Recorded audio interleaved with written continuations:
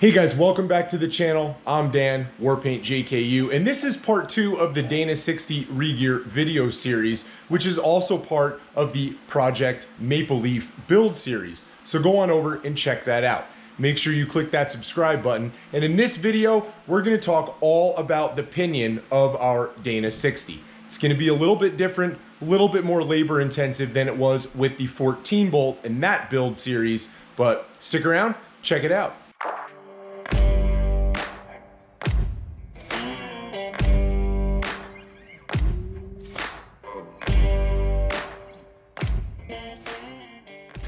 And of course, like every other video we have done in these build series, we need tools. Now, we actually need a bunch of tools for this portion of the process because regearing our pinion for a Dana 60 is pretty involved.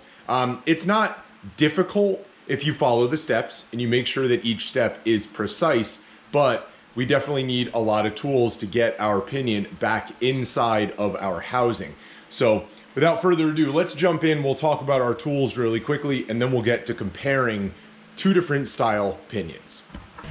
All right, so we're gonna need a clamshell bearing remover. I will link to all of these tools in the description. You don't have to spend a lot of money on this. They can be expensive, but I'll link to the one that I've had good success with.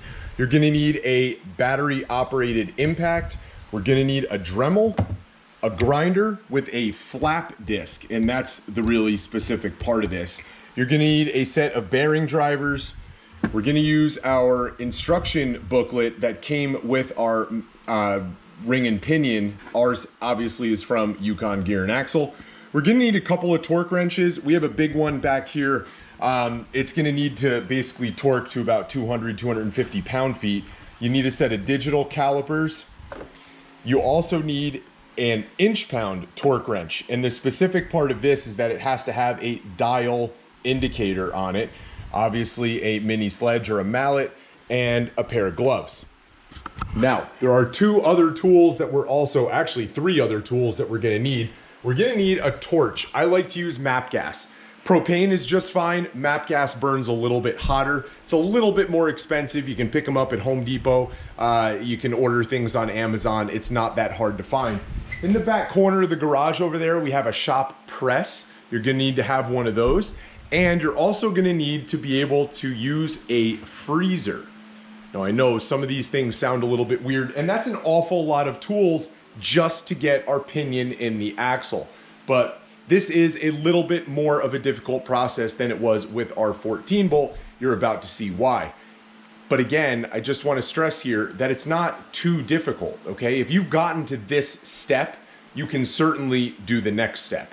It's not difficult, provided you follow all the steps, you follow them precisely, and you have the right tools for the job. It makes a big difference. But let's get to comparing those pinions. So here we are, and right off the bat, you can tell that this is our old pinion, okay, which was a factory 373 gear ratio. This is our new one, which is a 538. Now, very, very obviously, the head, the pinion on this is much, much, much smaller than this one. And before we continue, I just want to mention to you guys that I have made other videos that talk specifically about regearing, and that's why it's so important when you're running either a lot of horsepower or big tires with big gears to regear to a 1-ton axle.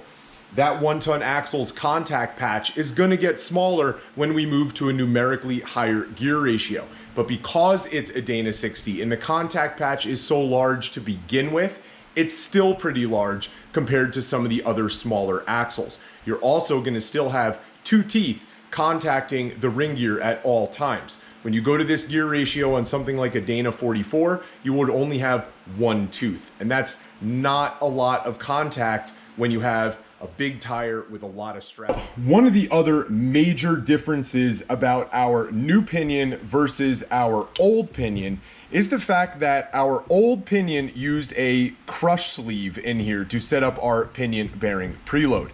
Our new one is kind of made with an eliminator into it. This section of the pinion is much longer than it is on our factory pinion, and because of that, we're only going to stick a couple of shims on top of here. We don't have to do everything to it like we did with our 14 bolt. If you remember, the 14 bolt actually had a metal sleeve that we were able to drop on top of the pinion and then stack some shims. This doesn't even need that. All it needs is a set of shims. Those will be included in our master install kit, also from Yukon Gear and Axle. Let's take a look at the pinion we removed so you understand a little bit more about how it's gonna go back together. Now, like all pinions, we have two bearings. We have an inner bearing because it's on the inside of the housing, right, near the pinion gear. And then we have an outer bearing. The outer bearing is basically close to the pinion yoke, which is where your drive shaft would attach. And if you saw in video 1 how we uninstalled it and basically knocked it out with a hammer and a punch through the diff cover side of the axle, well, we're gonna have to slide it back in the same way we took it out, which means our inner pinion bearing is pressed onto the axle, and in order to control how far toward the center of our housing this pinion rides, right, how deep it rides in the housing would be the correct term, there's actually a shim in between the bearing and the pinion head. Now, our new pinion is not going to be set up that way. We're actually going to put the shims between the bearing race for this inner bearing and our baffle. Now, depending upon what axle you have and what happened to that axle in its past life, your pinion may be set up the way you see here, the way our factory one was, or it may be set up the way that we're going to set it up with our new one. It just really depends. But you're going to be able to see both ways of doing it in this video. Because we're going to have to put it in and take it out a bunch of times, this is where we need to make a setup bearing. So we are going to use our old pinion outer bearing, grind out the center. I'll show you how to do that in just a second, so that this bearing slides on and off super easy and doesn't need to be pressed. We're also going to make a setup bearing race with our inner bearing. So now that we have our old outer bearing removed off the pinion, I'm going to basically draw all over it with a Sharpie. I just want to make sure that there is absolutely no way that we are going to confuse this bearing with our new one on final assembly. Now you can see that when we take our old bearing and try to slide it down on top of our new pinion, it doesn't work. That's because these are meant to be pressed on like all of our other bearings. So we are going to simply hone out the inside race of this bearing with our Dremel to make sure that it slides on and off nice and smooth. It'll make setting up our pinion bearing preload much easier and much faster. Okay, and after just a couple of minutes with our Dremel of grinding on this guy, we are able to take our outer pinion bearing and just drop it right on top of our new pinion. Okay, at this point, we're gonna take our old inner race. If you remember, this was the race that was basically in here with our baffle behind it, and we hammered it out through the diff cover with our brass punch in the first video. We are going to use the flap wheel and basically take material off the outside edge of this. Be very careful that you do not take material off of this inside edge or this outside edge. We don't want this to get any thinner at all. We just want the outside diameter to be a little bit smaller so it drops in and lifts out nice and easily. For that, we're gonna use our grinder with our flap wheel. And in order to save you guys a little bit of time, you know what grinding on metal looks like, so we're gonna fast forward through it. See how I've basically ground down the outside and it's nice and shiny. It's extremely important to make sure that you let this cool after you take that flap wheel to it.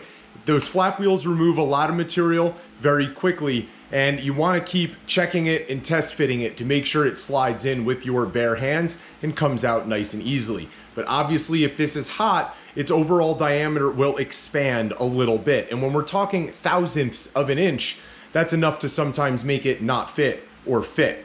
But as you can see here, we can take our race and it just drops right in. It's time to take our new inner pinion bearing and press it onto our pinion.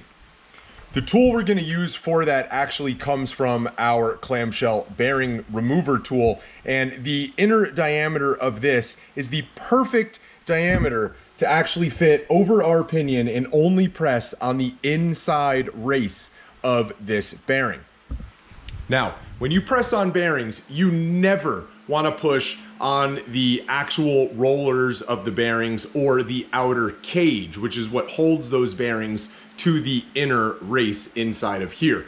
You only ever want to push on the inside race, and this tool is going to make it easy to do that. We have our new pinion in the press. We're going to slide our new pinion bearing down on top of it, making sure that it's nice and centered on the little fatter part down here that we need to make sure that we press it on. We're going to take our clamshell bearing tool, set that down over the top of it. We're going to wind up squeezing on the new bearing.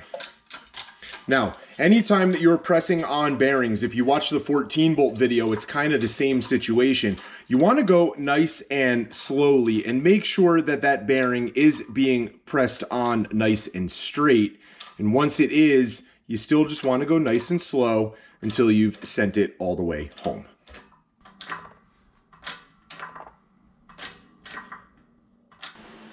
And now with our new inner bearing pressed on nicely, it's time to actually put the outer bearing race back inside of our axle for the final time. Now, you remember in the beginning of this video when I was mentioning all of the tools, I mentioned the torch and the freezer. So let's get to it and you'll see what I mean. Here is where our outer race is going to go, and it's basically going to sit all the way down in there against this edge. So you're going to want to make sure that that's nice and clean. You're going to want to take your torch, turn it on, heat up the outside and the inside of the housing just to get it to expand just the tiniest bit. And then we will take our new outer race out of our freezer that you can see in the background, and it should go right in by hand. Okay, with our new race nice and freshly frozen out of the freezer, we're gonna try putting that in. Be careful because our housing can be kind of hot. It's close, but it's not going in. So we're gonna get our old race, put it on top, use a bearing driver, and tap it the rest of the way. All right, guys. And with our new outer race installed, we're just gonna quickly flip the axle over, check the other side, make sure it's fully pressed in, and then it's on to figuring out how we use our old pinion setup to calculate our new pinion depth. So let's get back to it. In order to understand the next step with our Dana 60 pinion, you need to understand what pinion depth is. So I'm here to use a Dana 30 ring gear and pinion to help you understand it. Now, we're not at the point yet where we're going to be taking our ring gear and putting it back inside the housing, so this is the next best thing. Now, the absolute center point of this ring gear is where your axle shafts and axle tubes would basically be coming out of the housing. That's the absolute dead center of the axle. Now, in order to talk about pinion depth, we're basically determining where the pinion gear rides on the ring gear. If it's too close to the center, obviously that would be extreme, but if it's too close to the center, then it's too deep and we would have to move it out just a little bit. But it can also be too far out, and we need it to be just right in order for our gears to live a long, happy life. So let's step on over to the bench and let's figure out how we can determine what at least a baseline starting point is using our original pinion and our new one. Figure out our baseline where we're going to start on our new pinion for our pinion depth. We kind of have to take apart our old one. Now we've already removed the outer bearing and made our setup. So we're just going to simply slide off our factory crush sleeve, stick it off to the side, and make sure that you don't actually throw any of this stuff out, because you've seen in my other videos, we like to make tools sometimes out of these things or take measurements from them. We're going to take off our old baffle that's dented and beat up, because if you remember, I was pounding on it with the hammer and the brass punch to remove our old inner race. And then we have to pull off our bearing. We're gonna do that with our clamshell bearing removal tool. Now, pulling the bearing off of this with our tool is actually pretty simple. And if you watch the last couple videos on the 14 bolt, you understand how to do it. But the first step is to basically take our tool, slide it over the pinion, kind of like we did before when we were pressing on our new bearing. Then we're gonna take this lower ring and basically just lower it so that it's making contact with the top of our bearing that we wanna remove. Once that's done and on, we're gonna basically take our clamshell and use the bigger side to fit it under the bearing and then adjust the top ring so that it's making contact with basically the top edge of our clamshell. We're gonna put the other one on the other side, slide our retainer over the top, tighten the bolt down so that it stays together. We're gonna take an 1.5 inch impact socket and basically tighten the top down and it'll suck the bearing off. Now just simply take it all apart. Okay, and with that bearing removed, we're gonna remove the shim. And at this point, we're gonna use our digital calipers. So make sure it's on, zeroed out. You're gonna wanna find a flat spot somewhere on this baffle that wasn't destroyed by you hitting it with your hammer and your brass punch. We're gonna measure that. And it comes out to, we're gonna check it one more time. We are at 21 thousandths, so we're gonna write it down. Then we're gonna measure the shim that we took off that was between the bearing and the pinion gear. Same thing, make sure we're zeroed out. Keeping everything nice and precise and exact, we have the original pinion depth. We have the shim at what we said, 43 thousandths. We had the baffle at 21 thousandths. I added those together and it equaled 64 thousandths. So now we're gonna go over to our master install kit. We're gonna pull out our new baffle, our new shims. We're gonna measure those and basically measure them all till we can build a shim pack that is roughly about 64 thousandths. Now, a couple of things to keep in mind. We've opened our shim pack and we've taken out our baffle and shims. And they're coated in that same thick, sticky oil that our pinion and our ring gear was originally coated in as well. So you're gonna wanna make sure that you clean this with some brake cleaner because it can throw off your measurement when we're talking thousandths of an inch. But at this point, we're gonna measure our old baffle, we're gonna do the math, figure out how many shims we need or what thickness of shims we need in order to equal that same factory measurement that we had originally, and then we're gonna kind of start putting it back together. But something else to keep in mind, and this is extremely important, when it comes time to measure those shims, measure them individually and then build a shim pack by adding them up so that it equals what you need. If you stack 3 or 4 of them together and measure it, chances are it'll be a couple thousandths difference than if you measured them individually and added them together. Okay, so we're done adding up our shims, and this is what it looked like. A bunch of thin shims that equaled 44 thousandths, and I actually got pretty lucky. My new baffle is 21 thousandths, which is exactly the same as the old baffle. Now, these measurements and numbers are working for me, but I want you to keep in mind that every axle and every kit is a little bit different when it comes time to set yours up. So just because this is the numbers that I'm using, it doesn't mean those numbers are gonna work for you. They might, but they might. And the first thing that we're gonna do is lay our baffle inside. Now, if you look at the baffle, it's got a raised portion on it. And this side is kind of indented. You want the raised portion facing out the back of your diff. You want this side facing toward the ring gear. So that's what we're gonna do. And we're just gonna drop it in there. Now, once that is installed, we're gonna lay our new shim pack directly over the top of it. And it'll fit in there nicely. And then we're gonna take our setup race that you saw me make a couple of minutes ago and drop that on top.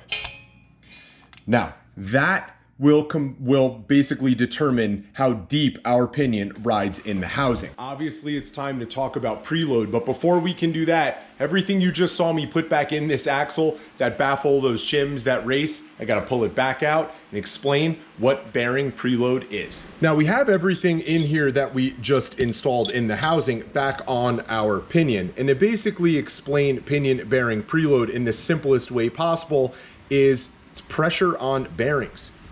So the amount of space between that inner and outer bearing once we assemble it all back together is controlled by shims. Now, the less shims or the less space between those bearings, the tighter they're going to squeeze into the races, increasing the preload or the pressure on those bearings. Too much pressure is a bad thing. They'll overheat and it will trash your regear job extremely quickly.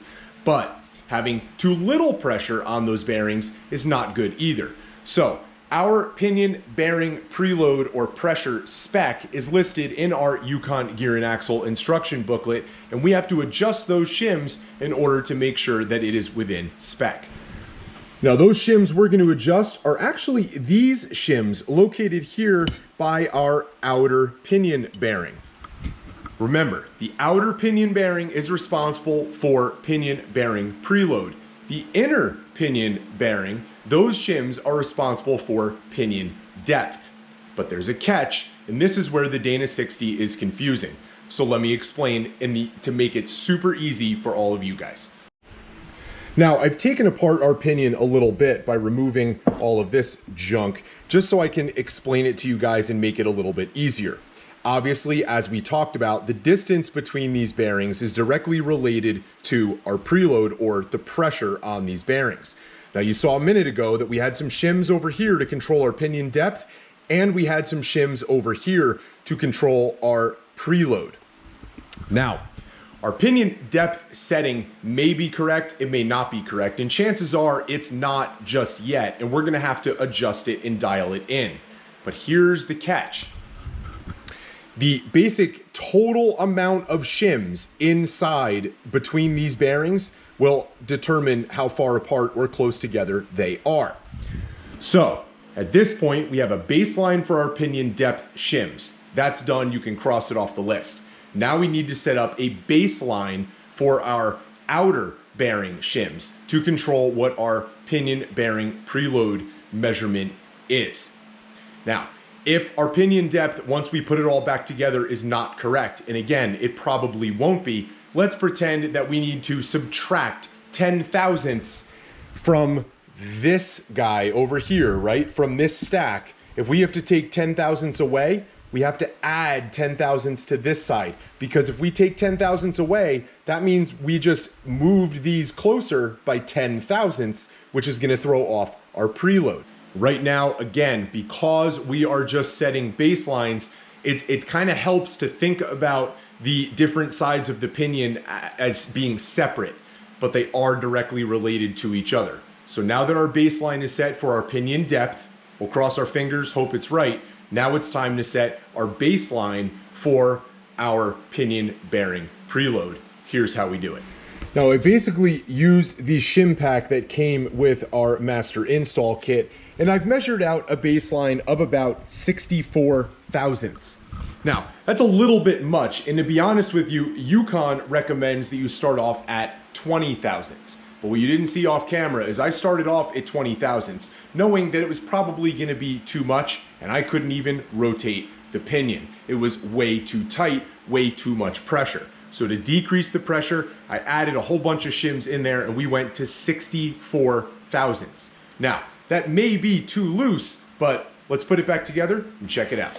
Now, I've already put our baffles, shims, and setup race inside of the axle over here.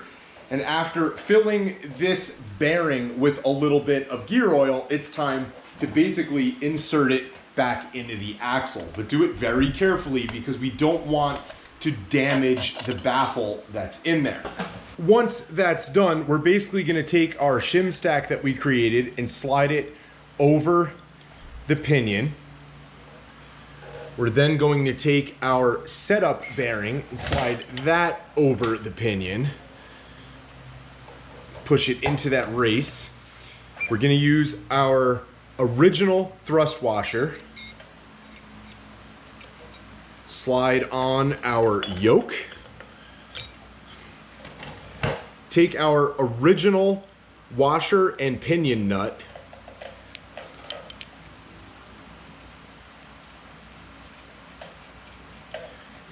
Tighten them down and torque it to about 200 pound-feet. Now I know what you're thinking, we never actually put the pinion seal on this pinion, which is okay because we're gonna be putting this together and taking it apart a number of times. I won't put that seal in there until final assembly because I don't wanna damage it by continually putting it together and removing it. Also, this pinion nut, I had said before that it only needed to be torqued to about 200, 250 pound-feet. And the reason for that is because we're not using a crush sleeve to set our pinion bearing preload. We're using those shims, which means as long as it's on there and it's tight, and 200 to 250 is perfectly tight enough to test it out. So let's get to that. Now, spec for our axle calls for between 17 and 30 inch-pounds according to our Yukon gear and axle instruction book.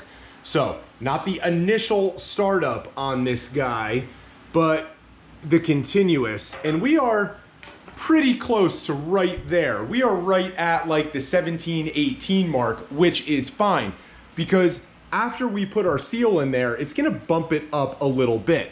So for a baseline and in order to test our gear pattern, we actually got it on almost the first try. Now guys, I've done these a bunch of times and 64 thousandths is pretty close to what I normally set these at. Anywhere between 58, 64, that's usually what winds up working for me.